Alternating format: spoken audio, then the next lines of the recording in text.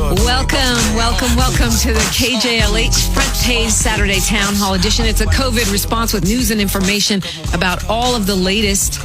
And today we are focused on elections in the age of pandemic. A lot of people concerned, a lot of people on these phones. Thanking our sponsors, the Independent Professionals Association at indiework.org, Supervisor Mark Ridley Thomas, Community Build, the City of Los Angeles, and our next guest, the Council President Emeritus, Herb Wesson Jr. Good morning. Good morning, Council Member.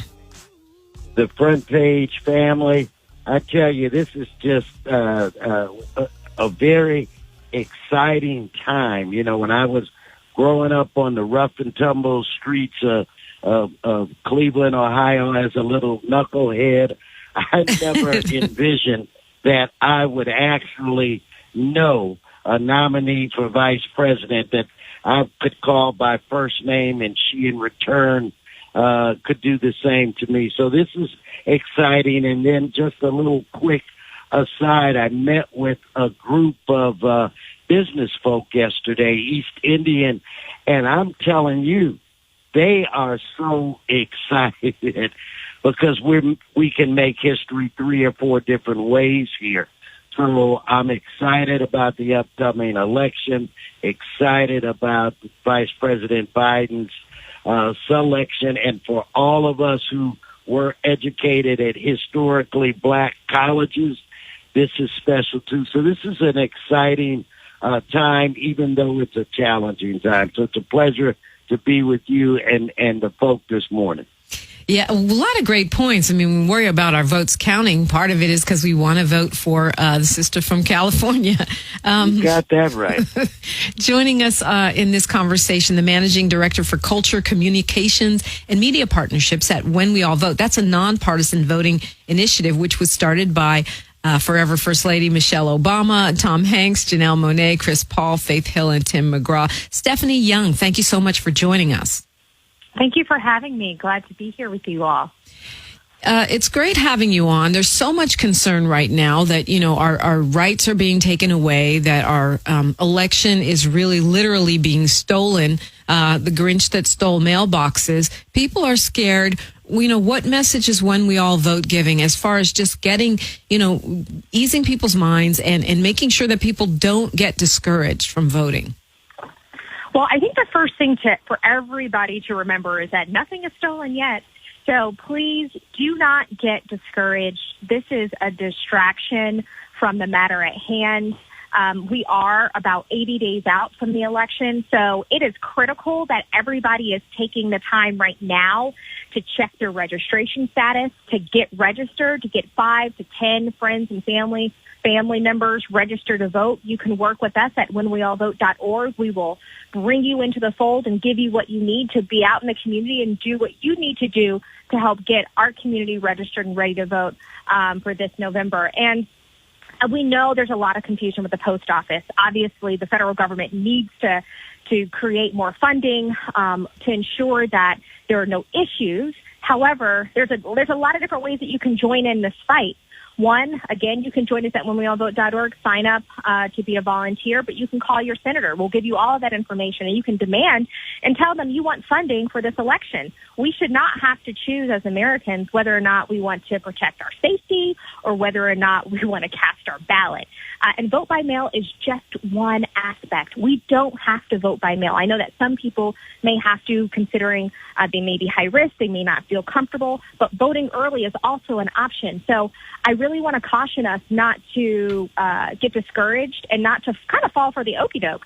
Let's really stay focused and getting our friends and families registered and ready to vote, and ensuring that we are making our voting plan. And by plan, I mean, are you going to vote early? Are you going to vote in person on Election Day? Or do you want to vote by mail? And if you choose to vote by mail, once you get that ballot, get it in immediately. Do not waste time. But do not believe or do not think that we are already in a dire situation where we will not have our voices counted. The more people who step up and vote, the better. So I hope that I give you all a sense of encouragement rather than discouragement around what's happening right now. Yeah, absolutely. I mean, if we call our senators, we'll be calling Dianne Feinstein or Kamala Harris, who I'm pretty sure is on board. But we can also call the White House, right? We can call other congressional leaders. And as you said, I love the idea of volunteering. All of those are on the table. So yes, let's be encouraged. And certainly Council President Emeritus Herb Wesson, your message is encouraging because we have a lot to vote for. And it seems like here in the city and the county of Los Angeles, we're getting a lot of creative things in place so that people can have the opportunity to vote. No, and I agree. And I've always believed that California, Los Angeles in particular, we are the beacon of light. We are the beacon of hope. The winds in this country blow from the west to the east, so we have to set the example and set the stage. And I love what Stephanie said. Let's not go for the okey doke. If you are in another state and they're trying to make it more challenging for you to vote by mail, then pack you a lunch and take your butt to the polling place and just say, this is our time. This is our moment in history. And if I have to sit here all day, that's what I'm going to do. You're not going to turn us back. And I think that's the kind of attitude that we really need to have. This is the greatest moment in time to change this country, to make it a more just and a more fair country. And we just cannot get sidetracked, and we can't, again, stealing Stephanie's line, go for the okie doke.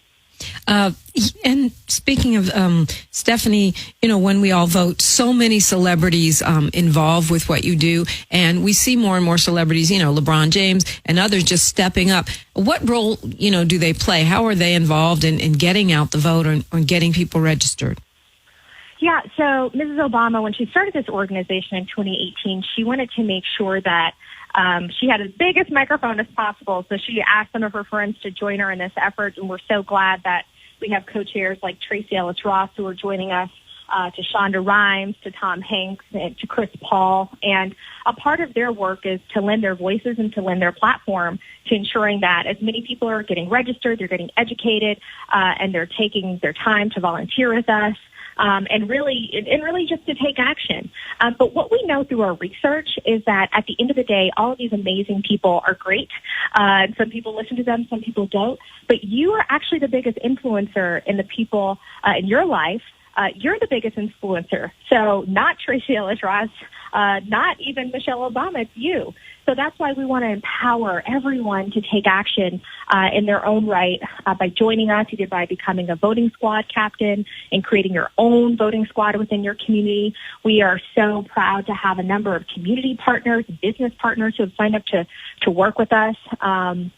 I am especially proud of my sorority, Alpha Kappa Alpha Sorority Incorporated. There's thousands of AKs that signed up to be voting squad captains. There's thousands of Deltas that signed up to be voting squad captains. So, we have infiltrated the Panhellenic Council and others in Black churches. So there's a space and there's a place for everyone.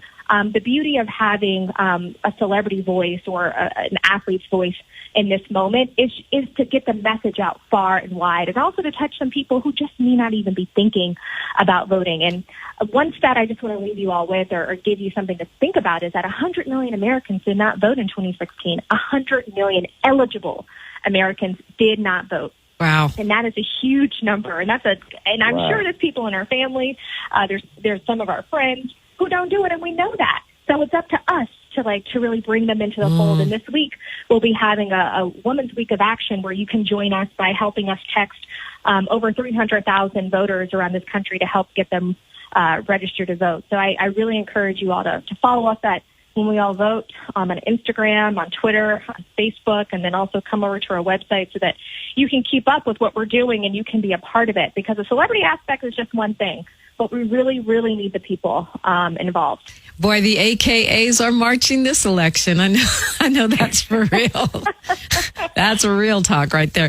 Let's go to Monica, who's been holding for some time, and I appreciate your patience, Monica. You're on with Council President Emeritus Herb Wesson Jr. and Stephanie Young of When We All Vote. Good morning, and thank you. My question and concern is, since he's already announced his defeat with this election, is it possible that we could get support from Amazon or FedEx to move this mail starting in October so we don't have to be Yeah, you know what, Monica, I've seen that a lot online. Two people are asking, can FedEx, can Amazon, can UPS, can someone else help if the Postal Service is being slowed down, shut down, and kneecapped, as former President Obama said, by the current administration. I don't know, Councilmember Wesson, if you want to take that, or Stephanie Young, if that's something you can answer. Well, I would be curious to see or to hear Stephanie's thoughts on that. And I thank the caller for the question. I just don't know if we would have enough time to mobilize them to help with take up the slack. But I think that if we recognize that we're in this struggle with the president, that it's our responsibility to come up with alternative ways to make sure our voices are heard and to make sure that we get our votes counted. But I was very curious to see if Stephanie and her group have plans or thoughts on that subject. Yeah, so that's a really good question. So what we know is that once you get your absentee ballot or your mail-in ballot, and in California, they've decided to mail ballots to everyone, which is great, and you don't even have to request it. We encourage you to fill it out. Fill it out the moment you get it and mail it in, so you don't have to question whether or not it's getting there on time or it's getting counted. The post office is, and their employees and their workforce, they're asking people to do that, so they're giving you a heads up. I think it is I think we're 79 days out today. So at this point, it is too late to kind of bring in some of the private sector folks to help with this. But again, to my earlier point, making a voting plan is very key. So if you do not feel comfortable voting by mail, if that's something you just don't want to do anymore, then vote early. Those are shorter lines. There should be multiple days and opportunities for you to do that within your state. At whenweallvote.org, we have a voter resources hub where you can find your polling places. You can find all of that information. You can request a ballot. You can learn more about all of these things. But it's really making that voting plan and figuring out that alternative route if you feel like you don't want to vote by mail. But one thing that I do want to say is, look, all of this is kind of hitting everybody at once, right? All of the noise that's coming from, D.C. and other places. And I just want to remind people that that is a part of voter suppression, to cause confusion, to cause anxiety, to cause mistrust in the entire system. And it really isn't going to be incumbent upon us not to rely on people who don't want you to have access to provide more access all of a sudden. That's just not going to happen. So what we are going to have to do is that we are going to have to band together, and we're going to have to work together to make sure that we are voting together, either by mail, and we're doing it as early as possible, or we are physically going and voting early. And as we are kind of seeing all these things happen in real time, I can assure you that all the voting organizations, all the civil rights organizations are coming together right now to figure out the best plan to put forward to ensure that the American people are not confused, but rather they have all of these different options under their belt so they can take action. But again, I don't want us to forget about voting early and in person at all. I don't want us to forget about Election Day, even though I know the lines in many places will be long. And I don't want us to put a lot of pressure on vote by mail being the only option for people. It's not going to be. Well, not in most states. So I don't want to lose direction on that. Councilmember Wesson, yes. As an old, Pop Warner coach, and I've coached for 15 years, the whole key to winning games or what have you is to get, confuse the other side, to take them off their game, to make them go away from their plan.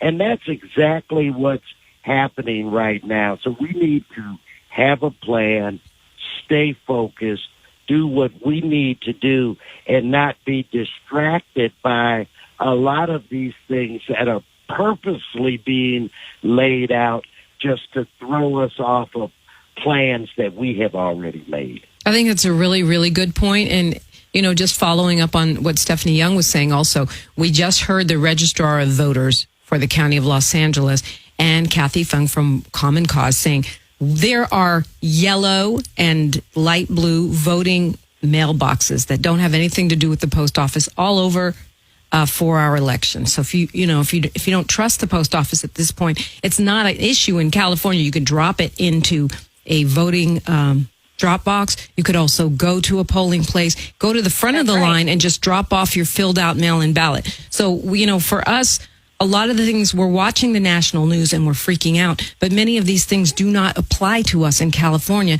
as long as the council member and Stephanie just said, we fill out our mail-in ballot and make sure that we're registered to vote. A lot of these things don't even apply to us. That's exactly right. We're one of the states and one of the cities and those are that have worked very hard to make it easy for individuals to vote. The opposite of other states and other cities that have tried to suppress the vote. So we're not perfect, but we should consider ourselves lucky. But we have relatives that are in the South and in other states and other cities that don't have a progressive government that believe in the sanctity of that vote, and that vote counts. Yeah, California is definitely ahead of the game. And I can tell you that. And there's only about 6 or 7 states who are leading when it comes to voting access, and California is one of them. So you all are definitely in a good place and a good spot to participate in the democracy. And they have provided as much access, which is only American, right? If you are an American citizen, you should have all of the rights to vote, and it should never be taken away from you, or there should never be any loopholes or pitfalls to take that right away from you. So you in California you all are in a great spot and a great position to make your voice heard this November. Yeah, as long as we pay attention. You said When We All Vote is a nonpartisan organization, so the focus is just making sure that everyone can and does vote, which is powerful and important. What role does that play in the issue of voter suppression, which a lot of people are worried about? We know that you're not advocating for one party or another, but you do want to impact the election in terms of turnout.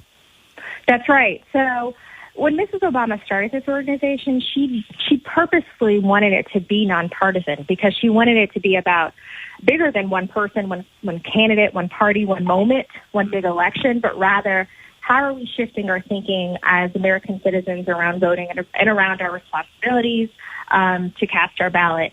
And because of the high number of people who sit out every election, the fact that not even 50% of eligible Americans actually vote, which is crazy, because how do you have a strong democracy when everybody doesn't contribute to it?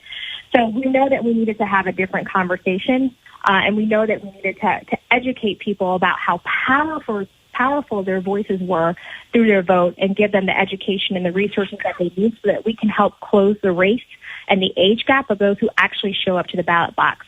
And we know that a big part of that is voter suppression. So our theory of the case at this point in time, voter suppression is a marathon that we're going to have to fight. It was a marathon to get voting rights, and it's going to be a marathon to fight all of the barriers that people have put up against voting. And a lot of this happened during the Obama administration, which I was very honored to work in. And in 2013, that's when the Supreme Court gutted the Voting Rights Act that John Lewis, who just passed away, fought so vehemently for, along with Martin Luther King and others. And, once those provisions were taken away, once those protections for voters were taken away in states with a history of voter suppression, like the states where I'm from Georgia, I'm from Atlanta, Texas, Alabama, all of these places that have a history of voter suppression that we all know about, they took certain provisions away or protections away for voters. And all of these crazy, draconian, really hurtful voting laws, voter ID laws, all of these different things came into play. But this has been happening for a really long time, and people have been plotting and planning and doing this. So now I think that folks are starting to wake up now that we have, another big election on our plates. And we're saying, hey, why is this whole process so hard? It's purposeful. And so we know it's going to take a long time to dismantle all of this. And one thing that has to happen is that we have to restore the Voting Rights Act to its not even just original form. We have to restore it and improve it again to protect voters in the future. But that's a long game. That won't happen this year. In the meantime, what we could do is pass the HEROES Act, which Congress put in billions of dollars of funding to ensure. When I say Congress, I mean the House of Representatives actually put billions of dollars of funding to help protect this election and protect voter access. But the Senate has passed it with no funding for this election, which should tell you a whole lot. So instead of fighting, I want to say these kind of phantom fights that we know are going to take a really long time, a lot out of us, our thought is we got to get people ready. We got to keep them focused. We got to get them registered first. I cannot stress that enough. We have to get them registered first. Registration's down holistically because of COVID-19, because we have not been able to knock on doors and get people registered. So it's so important that we try to make up that loss by getting people registered first. And I would say before National Voter Registration Day, which is September 22nd. And then we got to help them make that plan to vote. All of October should be Election Day. Not November 3rd, but all of October is Election Day. You have a whole month to make your plan to vote either early in person or by mail. Stephanie Young, When We All Vote. Thank you so much. Yes, Council President Emeritus Herb Wesson, what are you leaving with us? Herb, what will you leave us with this morning? I love, Stephanie and advocating, non-partisan, this, that, but I'm advocating for the Democratic ticket of Biden and Harris. Okay, let's just make that crystal clear. This show was built on the need to deliver information to our community where it relates to the coronavirus and the effect that it's having on this country. One of the reasons why here we are, this alleged great country, yet our ratings where it relates to dealing with COVID-19 is terrible, is because there's been no leadership in the White House. There's no national testing protocols, no real working with the other states. 160,000 people have died. And I have to believe that if we had in the White House someone that would put politics aside and be committed to saving the residents of this country, it wouldn't be 160. So it is time for a change, and it is time for us to blend all our resources from the city, the county, the state, and federal government and work together and to protect the people in this country. We are the United States of America, not the divided states of America. Thank you so much, Herb.